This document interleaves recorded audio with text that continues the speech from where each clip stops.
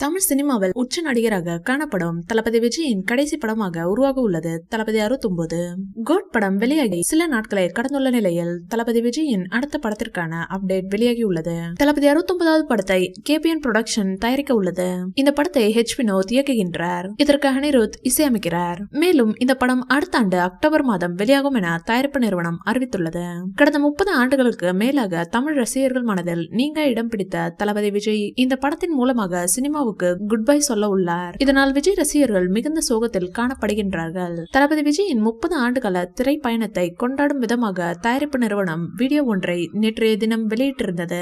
தமிழக வெற்றிக் கழகம் என்ற கட்சியை தொடங்கியுள்ள விஜய் எதிர்வரும் 2026ஆம் ஆண்டு சட்டப்பேரவை தேர்தலில் போட்டியிட உள்ளதாகவும் அதிகாரப்பூர்வமாகவே அறிவித்திருந்தார். இதன் காரணத்தால் தளபதி விஜயின் கடைசி படம் ஒரு அரசியல் படமாக இருக்கலாம் என தகவல்கள் வெளியானது. அதற்கு தகுந்தாற் போலவே படத்தின் போஸ்டரில் the torch bearer of democracy என கூறப்பட்டுள்ளது. மேலும் தேர்தலுக்கு 6 மாதங்களுக்கு முன்பு இந்த படம் வெளியாக இருப்பதால் கட்சி தொடர்பான வசனம் இடம்பெற வாய்ப்பு இருப்பதாக தெரிவிக்கின்றமை குறிப்பிடத்தக்கது. இந்த வீடியோ பிடிச்சிருந்தா லைக் பண்ணுங்க, ஷேர் பண்ணுங்க. மேலும் விஜய் சார் பற்றிய தகவல்களுக்கு எங்க சேனலை சப்ஸ்கிரைப் பண்ணுங்க.